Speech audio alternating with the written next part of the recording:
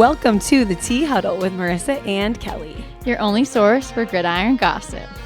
If you're interested in the NFL and what's happening on the field, or if you're interested in the NFL and what's happening off the field, then this is the place for you.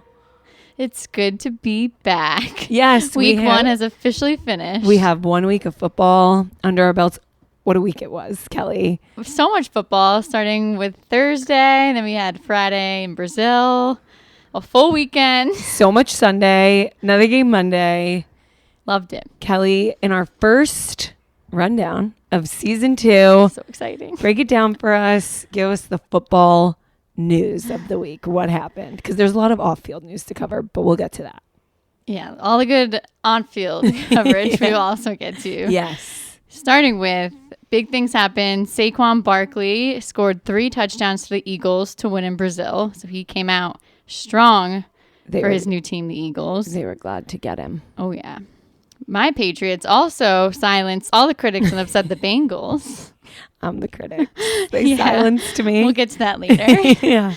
Caleb Williams did not look great in the Bears' win against the Titans. And the Giants were booed off their own field after losing to a backup quarterback. That hurt to watch. Yeah. And then on Monday night, the 49ers mopped the floor with the Jets, and they didn't even have Christian McCaffrey, the offensive player of the year. Didn't need him. So that's what the future holds for the Jets. Yeah, New York team's not looking great. There was a lot of excitement on the field on Sunday, but I'm going to say way more excitement before the games began. We usually don't start our top stories like this, but it is time for an early edition of Step Out of the Car. Step out of the car, Tyreek Hill. Step out of the car. I'm going to start by saying the unthinkable happened this week. We are taking Tyreek Hill's side in something. This is obviously a tricky one. I know we poke some fun at these players for getting in trouble, but the response from the police officers was unnecessary, and we're going to get into everything that happened before Miami's game on Sunday. Yeah, I even hate calling it step out of the car because the officers didn't even say that. No, they that. pulled him out of the car. Yeah. Yeah, as we all have seen by now, Tyreek Hill was detained for a driving-related incident on his way to the Sunday game. And what could have been a routine traffic stop, but escalated very quickly and has turned into a massive controversy. We now know that Tyreek was driving his McLaren 720S 60 mile per hour in a 40 mile per hour zone when the cops pulled him over. Yeah, body cam footage has been released earlier this week. It shows one of the cops going up to his car, tapping on his window. He does roll his window down. It reveals he's not wearing his seatbelt. And he cooperates, but he's definitely having some attitude with the cops. He gives them a hard time for tapping on his window. And then he rolls the window back up. And this is when it really starts to escalate. The cops get aggressive and forcibly pull him out of the car. Yeah, it's crazy. You can see in the body cam footage, they throw Tyreek onto the ground face down. And then when they bring him to the sidewalk, they force him down again. Tyreek, you can hear him pleading with them to take it easy because he just had knee surgery. And they're making snide comments about hearing surgery or ear surgery or whatever, not listening to directions. Yeah, you can hear in one of the videos, one cop says to another, "You know who that is, right?"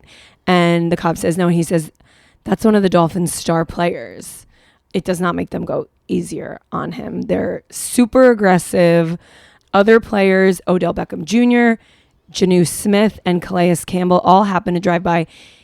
It's a crazy scene because there's fans walking by, there's players driving by. It must be right outside. I know. Of the imagine like tailgating stadium. and watching all of that happen. Yeah. So the 3 different players all happened to drive by the scene where it was happening, tried to intervene and help. Smith and Campbell were both threatened to be arrested as well, with Calais Campbell being handcuffed and detained on his knees on the pavement as well. While he's in handcuffs, a fan in a Dolphins jersey walks by, and he's clearly in the middle of something with the police, arms behind his back, handcuffs, and the fan goes, "Hey man, really big fan." And Calais puts a big smile on his face and goes, "Thanks man, really appreciate that." So at least he's de-escalating the situation. Yes, he was so calm. So there's footage of just the interaction with Campbell. He's super calm the whole time, super compliant, is like, I don't understand why I'm being put in handcuffs. And the cops are just like, because we can. Yeah. Tyreek, of course, was released in time to make it to the game, and he had a hell of a game. Tyreek had 7 receptions for 130 yards, including 1 touchdown. And we've all seen how he celebrated by mimicking the incident with his arms behind his back like he was being arrested. And so, Tyreek, you've officially made our list for best celly. An early submission. One of the cops involved has been placed on administrative leave while they investigate. And this has sparked, in the days since it happened, huge conversations about police brutality, the reality of being a black man in America, and what might have happened if these were not like famous, respected men. Tyreek Hill said in an interview, like, what would have happened if I was not Tyreek Hill? This doesn't take Tyreek Hill off of our list of enemies. He's still on, but in this incident, he was mistreated. It'll be interesting to see how this investigation is concluded. And I saw the Dolphins release a statement, so we're all waiting to see what happens and how it's handled. Definitely. Also, in criminal investigation news, sort of, we won't waste too much of your time on the biggest creep in the whole wide world. But there's yet another lawsuit against Deshaun Watson for sexual violence and battery. He's also just terrible at football. This man needs to be locked up and forgotten about. No redeeming qualities. Currently, the NFL has not placed him on the commissioner exempt list. No surprise there, but the investigation is ongoing. Yes. So a new lawsuit was just filed in Texas earlier this week from a woman who's only identified as Jane Doe. The suit claims that he sexually assaulted her when they had plans to go on a date in October of 2020 in Texas when Watson was playing for the Texans at the time. Not going to get into all the details of the assault, but I will say it describes his request for a massage, which lines up with the previous 26 lawsuits filed against him over the last few years. Of those, 23 of them were settled outside of court. The other 3 include one that is still pending. One is pending but dormant. I don't know what that means. We should phone a lawyer about the difference between pending and pending but dormant. It sounds not good. Like like no one's looking at it. It's on a shelf and collecting dust. And the other one was withdrawn. Throughout all of this, Watson has maintained his innocence. Yeah, the NFL said they're reviewing the complaint along with the other 23. And they will look into this matter under the personal conduct policy. The investigation is being led by Lisa Friel, the NFL's special counsel for investigations. She is the former chief of sex crimes unit in the Manhattan District Attorney's Office. That's so Olivia Benson. Get him, Lisa. She also led the probe into the accusations in 2021 when he was suspended for 11 games and had to pay $5 million fine. So she is going to take this seriously. Hell yeah, Lisa. We've got your back. It's also worth noting that this week, Deshaun Watson had a cameo on season 8 of the Netflix reality show Selling Sunset. It's like a very fake reality show about real estate in LA. Him and his girlfriend were looking at a house, and one of the show's stars, Trishelle Staus, posted on Snapchat over the weekend that keeping him in was certainly a choice, she said. She said, Google him and you'll see why I say that.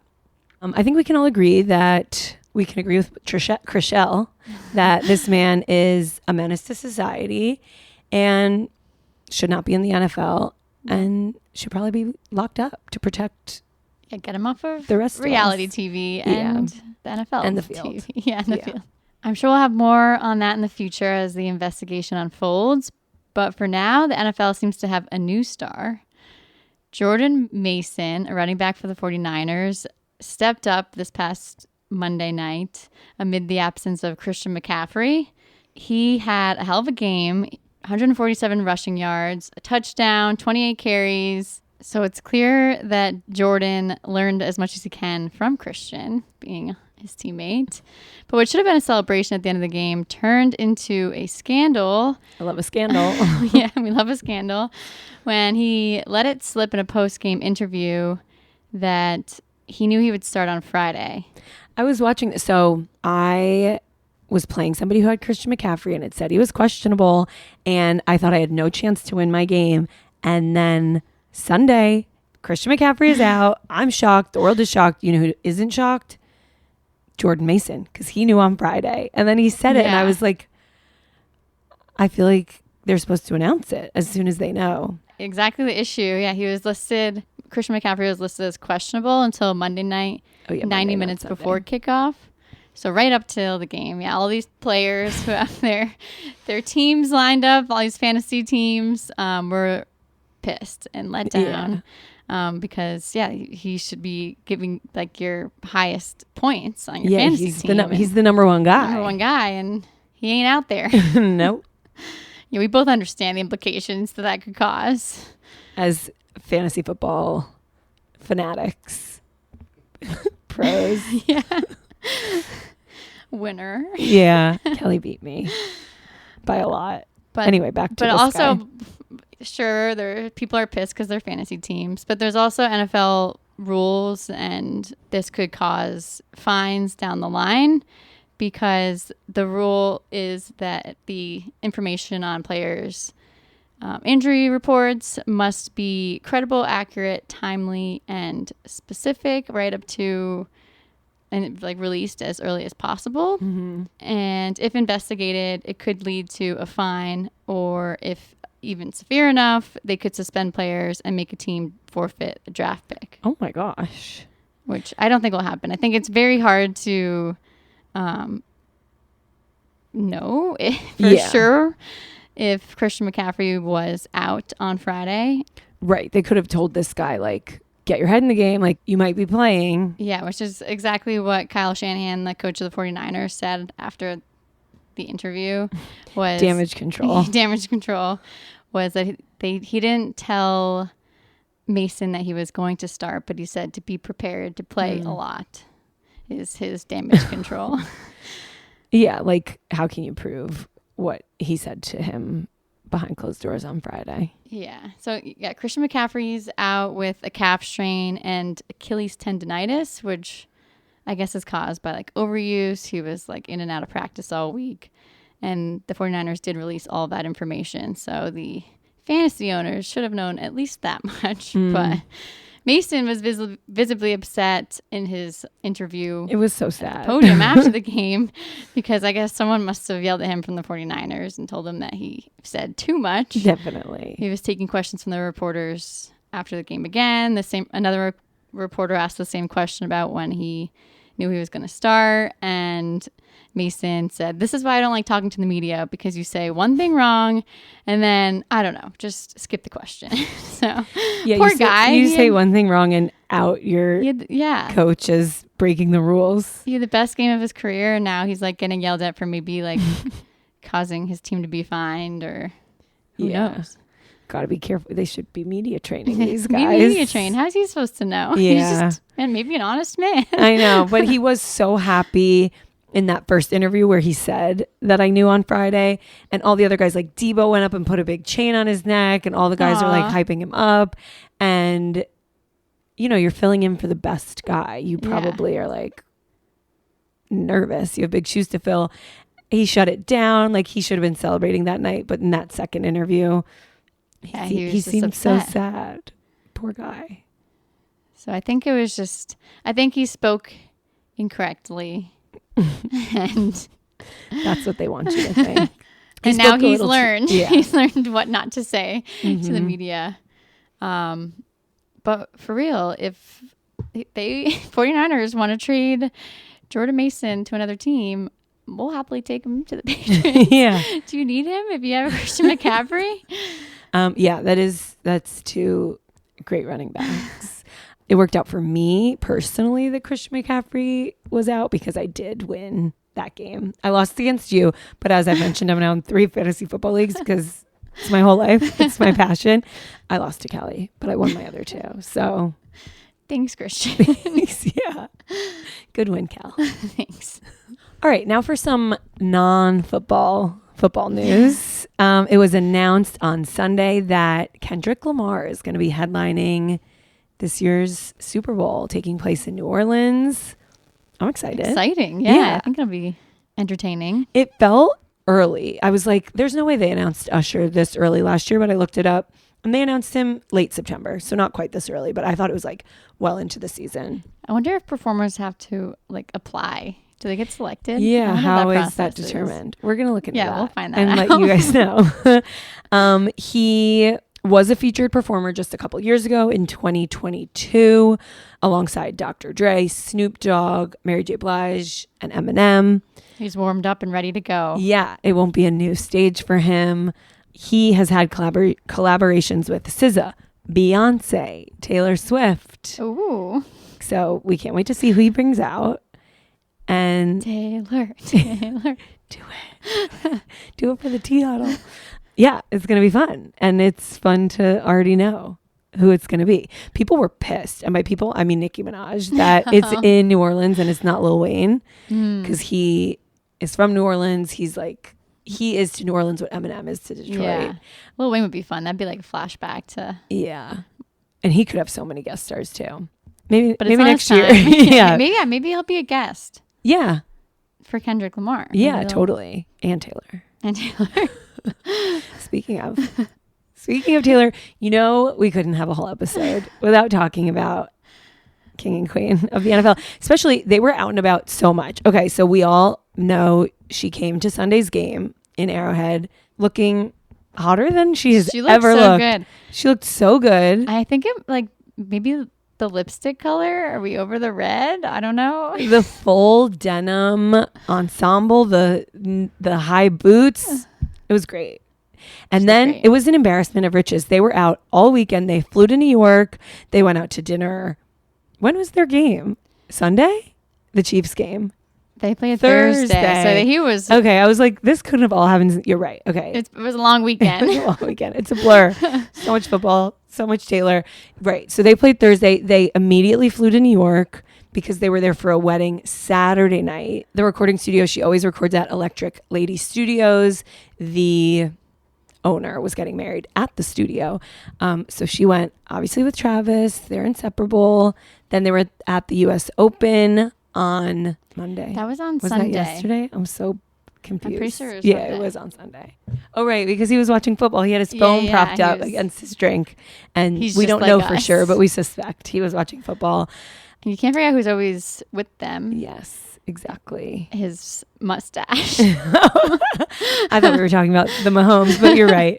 That mustache. I mean, we commented on Taylor's looks, but we kind of have to talk about the mustache. yeah, the outfit wasn't great for Travis. The mustache. It's not looking very I good. could do without that, but he's just there for her to shine. You're right. You're right. But so after last week, when Britney liked and then doubled down on pro-Trump social posts, she was notably not with Taylor in the suite on Thursday's game. So everyone's like, Taylor's making a statement. She won't be seen with Britney. Not correct. Because Yeah. Sunday, Britney Mahomes, Patrick Mahomes, Taylor, and Travis, and the They're- band Haim, they were all together at the US Open. But nobody was having as much fun as Taylor and Travis. Everybody else is sitting there watching the game. Taylor and Travis are in their own little love bubble. They're singing to each other. Yeah, They're she's singing like every word of smooching. every song. They're so happy. Yeah, that divorce rumor from Yeah. last week is she can't not divorced, not even married. Look at me. We're getting ahead of I'm ourselves. jumping in. Although some people online are like, wow, they had to go out 5 nights in a row just to counteract those breakup rumors. They're busy. They're busy. They're going to people's weddings. They're seeing, she's out there experiencing the world as she should be. She's been, She's been cooped up traveling around, for yeah. years. Please keep going out in public. It gives me so much joy just looking at how they look at each other. It's a thrill for me, and I think for a lot of us out there. So thank you for the gift of your public displays of affection. Don't thank you for the mustache. So last week, Marisa got her own segment where she got to rant about whatever she wanted. And it's only fair that Kelly gets one too. So welcome to Kelly's Corner. Kelly's corner. That's so fun. Isn't it fun to have your own I'm theme so song? excited. Yeah, great. Kelly, what are you going to use your time for? Today, get ready. I'm ready. I'm going to use this time to brag about the Patriots. But before that, I am going to brag about beating you in fantasy one more time. As is your right. We're in Yeah. your corner. I had a great weekend, and I just have to let everyone out there know that it's only going to get better from here, right? Yep. Okay, so the Patriots, this was the first game without Belichick in 24 years. Wow. I didn't really realize that. I know, that's like most of my life. Yeah. Yeah. Crazy. And nobody, but me, of course, thought that the Patriots would pull off a win against the Bengals. That's true. I did not think so. The spread was like 7.5 points, which means that they were projected to lose by at least one touchdown. But the Patriots pulled off a win. They won 16-10, and it was the first season opening win since 2020. So we are back, baby. Yeah. Which is kind of sad also, but I'm so here for it because I get to brag right now. Yeah, you do. And if you remember a few weeks ago, I made a prediction that the Patriots will win at least 6 games, which was a lot more than everyone else is predicting, Yeah. believe it or not. But I think we are right on track for that. You're 1/6 of the way there. 1/6 of the way, feeling confident going into week 2 against the Seahawks. I will be at the game, so that seems like good luck. Yeah. And another thing that I need to brag about, we Okay. talked about fantasy, but Marisa and I are also in a Survivor League, which is where we pick one team per week to win and move on to the next week, which sounds really easy, but it's so hard to pick a week, especially week 1. And you can only pick each team once. So You can you pick can't each team every once. week be like, the 49ers are going to win. Because Yeah. once you pick them, you can't pick them anymore. Yeah, you want to like try to be strategic about who you're picking and save them for later. And this is my first year doing this. Because I'm like, how many different football games can I get into? And I thought if I had to pick one team that would definitely lose this week, I picked the Patriots. Yeah. I picked that the Bengals would beat them. Yeah, you picked them, and 36% of the pool picked them. So my odds just got a lot better. And there's like hundreds of people in Yeah, this league. Yeah. this is real fun. I'm out. And once you're wrong, you're out. Like it's not you get 3 strikes. I'm just no longer in this game anymore. Don't root against me. That's- We're a team. That's the lesson. That's the lesson. But to talk about the Patriots real quick, just had to give a few shout outs. I mean, Jacoby Brissett, it's quarterback. It wasn't all that impressive when you look at the stats, but he did what he needed to do. He had a 63% passer rating, no touchdowns, but no interceptions. He held onto the ball. We like that. Definitely. And hey, it's better than Caleb Williams. He only had a 48% passer rating, So much hype. 93 yards. So I'll take it. Yeah. He's no first round pick, but he's our pick. Yeah.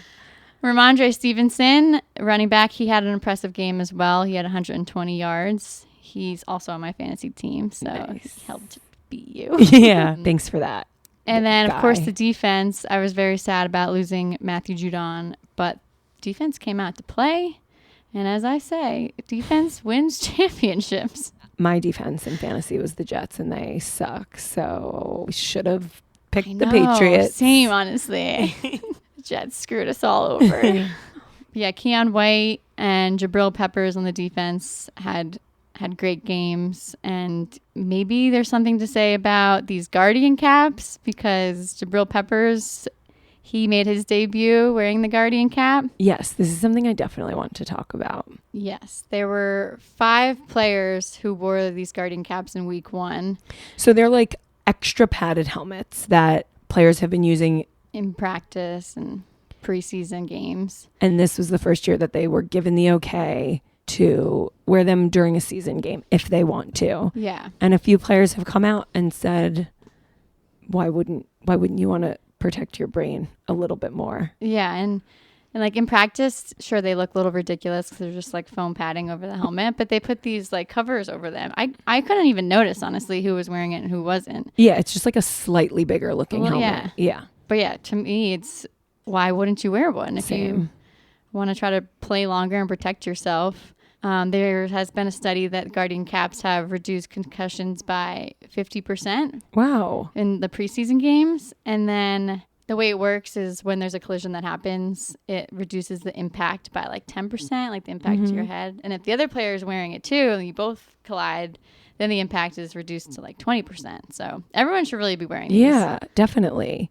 I learned about the Guardian cap thing from it was either an Instagram reel or a TikTok, but a video on social media when Colts tight end Kylan Granson made a video all about why he was going to wear one. And he said at one point people thought seatbelts were stupid, which is just like the most duh thing. Like he... yeah, I also saw something where people were like, yeah, people used to play hockey without helmets. Like just things like we need to improve. Yes. Like, let's just not do what we've been doing. And it's been clear that concussion, CTE, brain injury, they happen a lot to football players. And why would you want that to happen to you?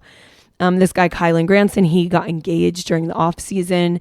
He said he wants to start a family. And why wouldn't he take every measure he could, not only to advocate for his own health and safety, but to set an example for other athletes?